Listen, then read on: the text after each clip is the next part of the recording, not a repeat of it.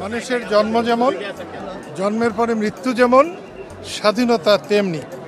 কিন্তু বিজয় মাঝে মাঝেই আসে, একটা বিরাট কিছু তার মধ্য দিয়ে বিজয়ের অর্জন হয়। এবং ২৪ সালের জুলাই অগাস্টের সত্যি একটা জাতির একটা ঐতিহাসিক বিজয় এসেছে।